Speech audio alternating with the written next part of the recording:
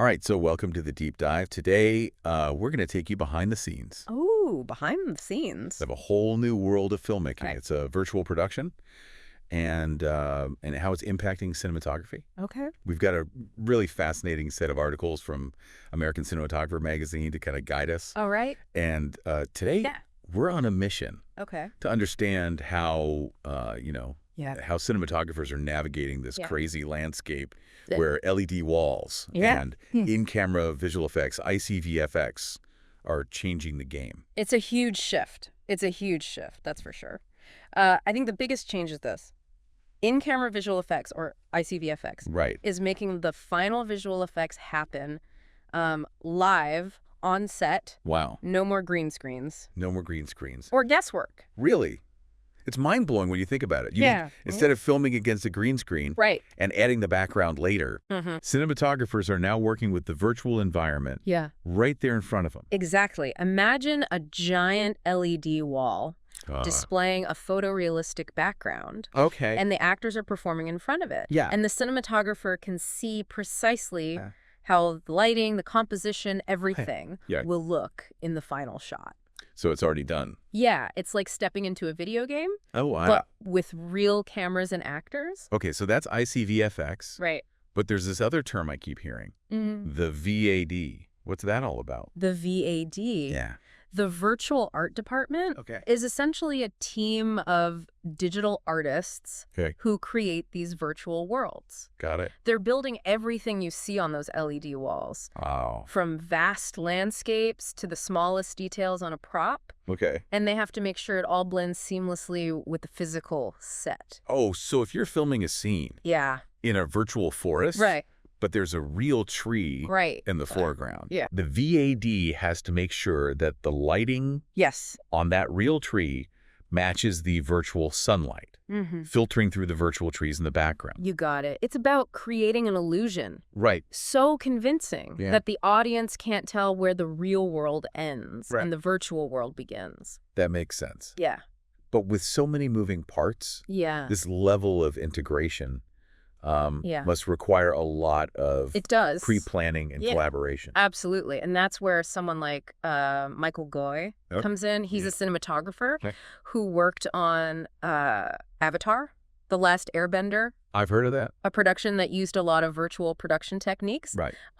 He talks about the importance of the cinematographer being involved Okay. in the prep process Okay. much earlier than usual, Interesting. even helping to design the virtual assets. He actually said, with the expanding use of virtual production, it is essential that the cinematographer be on the production's prep schedule earlier Yes. than they would normally be hired for traditional prep. And I think that highlights a key shift Okay. in the role of the cinematographer. Yeah. They aren't just responsible for lighting and framing the shot anymore. Right. They need to be involved in shaping the virtual world itself, Okay. thinking about how virtual lighting will interact with the physical set. Got it. And making sure everything works together visually. So it's much more than just showing up on set and filming. Right. Yeah. The cinematographer's vision has to be baked into the virtual environment from the very beginning. Which brings us to Christopher Probst, Okay.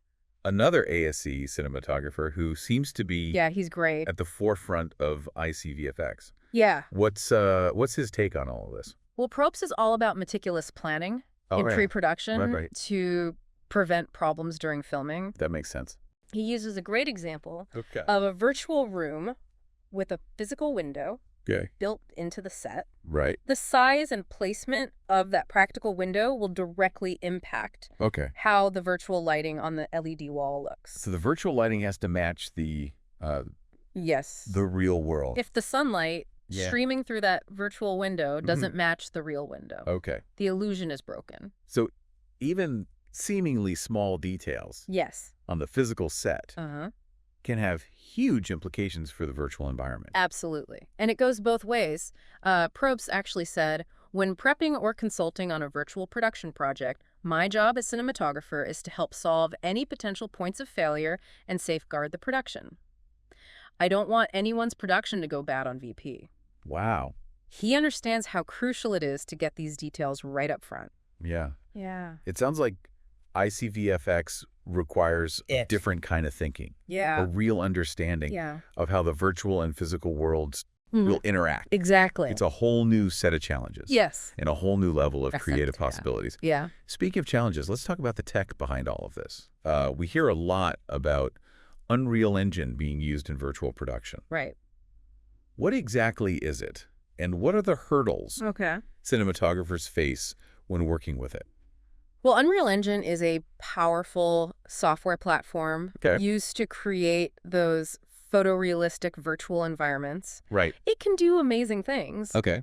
but there are definitely hurdles, especially when it comes to real-time rendering. Okay. Basically, you need those virtual environments to run smoothly Right. at the target frame rate for filming. So like 24 frames per second? Yeah, if things lag or stutter, it just won't work. Right. So if the virtual world is too complex Yes. or detailed, Mm-hmm. it could cause problems during filming. Right. Even seemingly insignificant details Okay. can impact rendering performance. Like what? Probst uses the example of a virtual wall sconce. A sconce. Like a little light fixture on the wall? Yeah, I wouldn't think that would be a big deal, you'd be surprised. really. Remember, Unreal Engine has to calculate how light from that sconce interacts with everything else in the scene. It's all happening in real time, so even small things can bog down the system if they're not optimized correctly. So how do you prevent a tiny virtual sconce from bringing a multi-million-dollar production to a screeching halt? Collaboration is key. Okay. You need the cinematographer and the VAD Right. to be in constant communication, Okay. working together to balance creative vision with technical limitations. So they have to work together Yeah. to make sure that everything's... Yeah. For example, Yeah.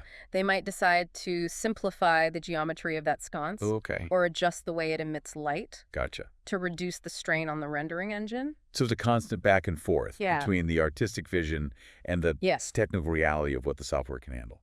Exactly. And it highlights how important it is for the cinematographer Yeah. to understand the capabilities and limitations Right. of the technology they're working with. Okay, so we've talked about the challenges, Mm-hmm. but let's get back to the creative side of things. Okay.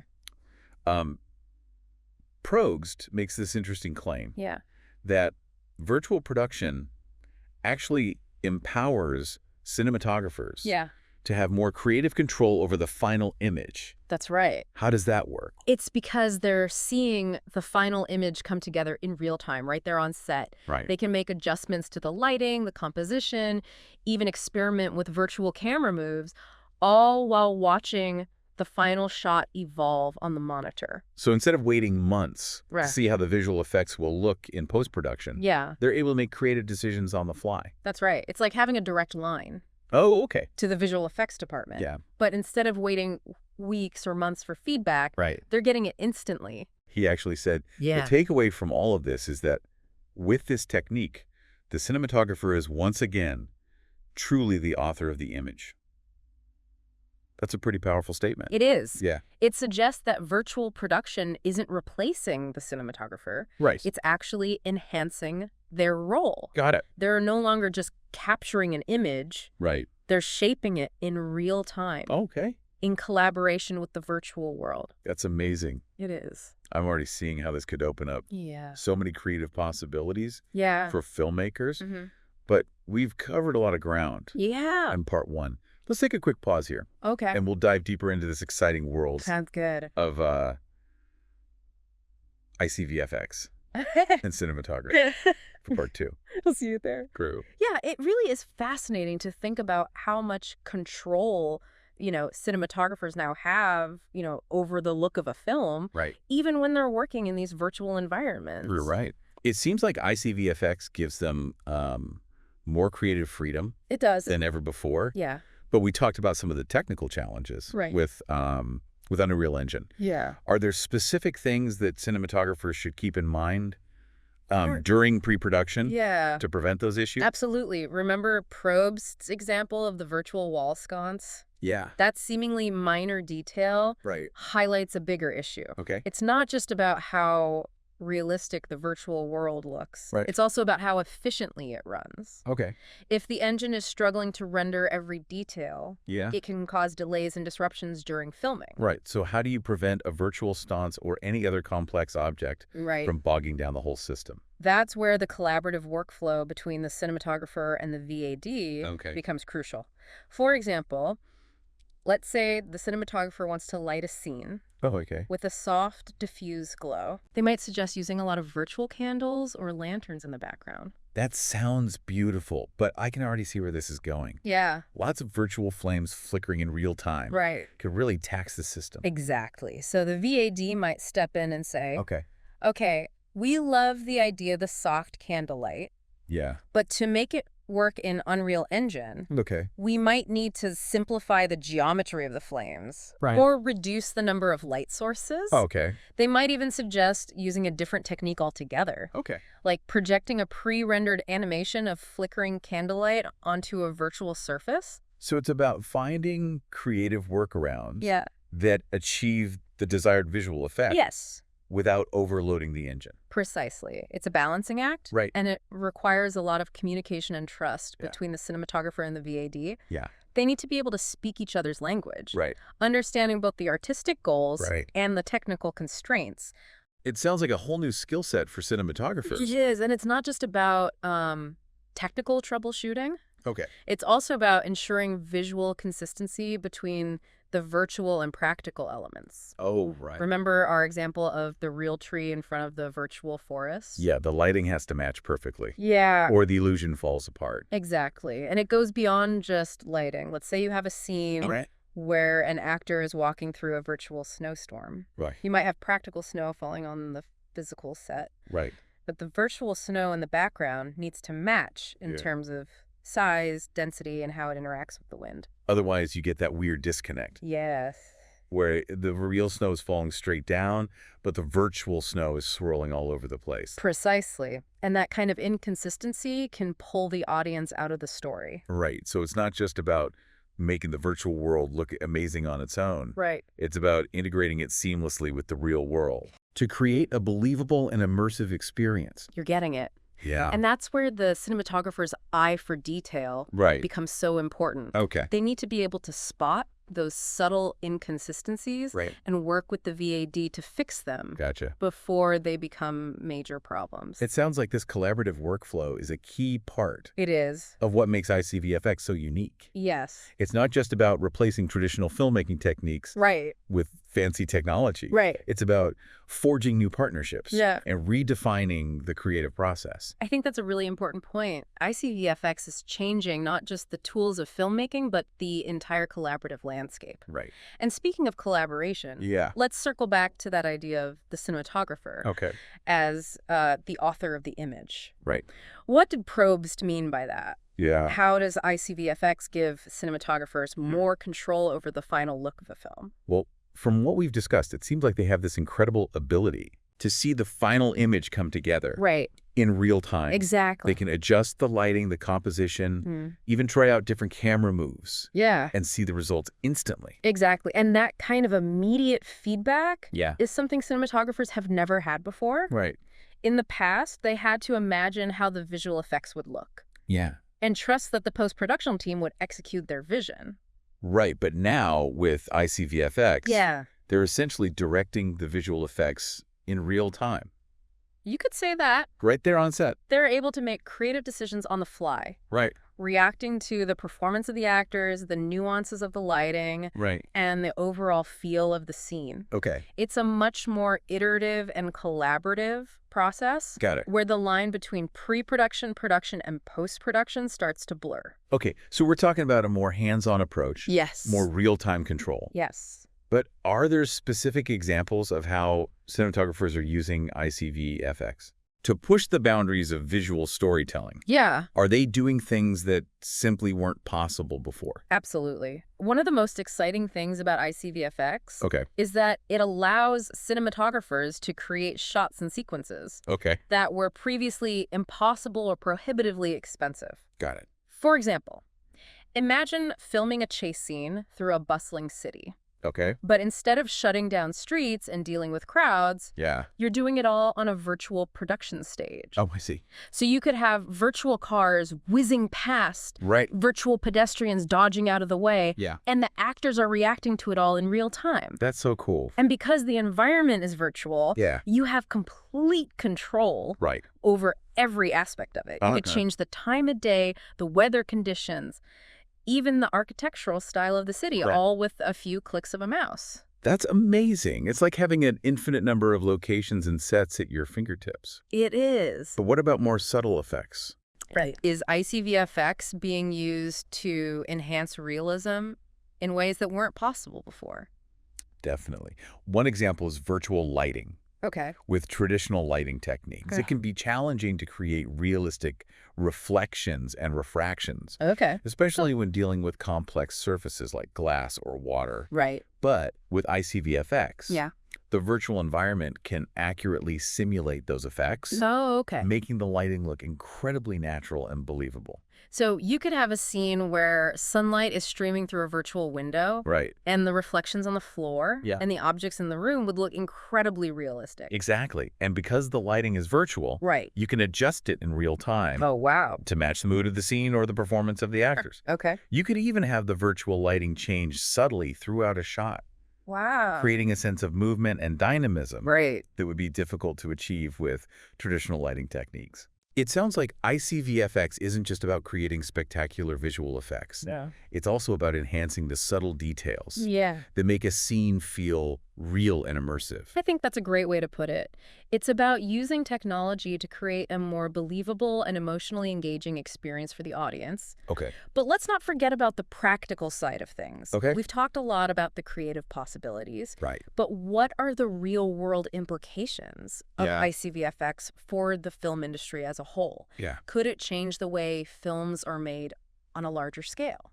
That's a great question. Yeah. And it leads us perfectly into part 3 of our deep dive, Okay. where we'll explore the broader impact of ICVFX on filmmaking, All right. from budget considerations to sustainability Okay. and the future of storytelling itself. Stay tuned. All right, so welcome back to the deep dive. Okay. We've been exploring this incredible world of virtual production and cinematography. Right. And now I'm like really curious about the bigger picture. Oh. How is ICVFX changing the film industry as a whole? It's a game changer in so many ways. Okay. We've touched on the creative possibilities, but let's talk about the practical implications. Okay. Starting with budgets. One of the biggest challenges in filmmaking is always, Yeah. cost, right? Right. Especially when it comes to elaborate sets, location shoots, and visual effects. Right. I mean, those things can eat up a huge chunk of a film's budget. Exactly. Yeah. But ICVFX has the potential to make filmmaking more affordable, Really? especially for independent filmmakers Okay. and smaller productions. Oh, so? Well, think about it. Okay. You no longer need to build massive physical sets Right. or fly a whole crew to a remote location to capture that epic landscape. Right. You can create it all virtually Right. on an LED stage, which can be significantly cheaper in the long run. So a small indie film could create a sprawling sci-fi world without breaking the bank. That's incredible. Yeah. It really does seem like ICVFX could democratize filmmaking, Mm-hmm. giving more people access to these tools and techniques. Yeah. It's a really exciting prospect. Yeah. And it's not just about saving money. Okay. ICVFX can also make filmmaking more sustainable. Oh, interesting. I hadn't thought about that angle. Yeah. Yeah. Consider the environmental impact of traditional filmmaking. Okay. You've got transportation, set construction, energy consumption, waste disposal. Right. It all adds up. Yeah. But with virtual production, you're reducing a lot of that footprint. You're not flying people and equipment all over the world. Right. You're not building massive sets that get torn down after the shoot. Exactly. It's a win-win for both creativity and the environment. Exactly. And I think this focus on sustainability Yeah. is only going to become more important in the coming years Right. as the film industry looks for ways to reduce its impact. Okay, so we've talked about budget and sustainability, Mm-hmm. but what about the future of storytelling itself? Right. How might ICVFX change the way stories are told on screen? That's the big question, isn't it? I think ICVFX opens up a whole new world of narrative possibilities. Okay. For example, it could allow filmmakers to create more immersive Okay. and interactive experiences. Interesting. Imagine a film where the audience can choose their own path through the story, Wow. or a virtual reality experience Oh, yeah. that blends seamlessly with live-action footage. Wow, that's mind-blowing. Yeah. It's like the line between film and video games is starting to blur. It is. Yeah. And I think those kinds of hybrid experiences Yeah. are going to become more common as technology evolves. We're Yeah. already seeing it Yeah. with interactive streaming shows and immersive theater productions. Right. ICVFX could take those concepts even further. And makes you wonder, what kinds of stories will we be telling Yeah. in 10 or 20 years? Right. What new genres will emerge? What boundaries will be pushed? It's an exciting time to be a filmmaker, Yeah. that's for sure.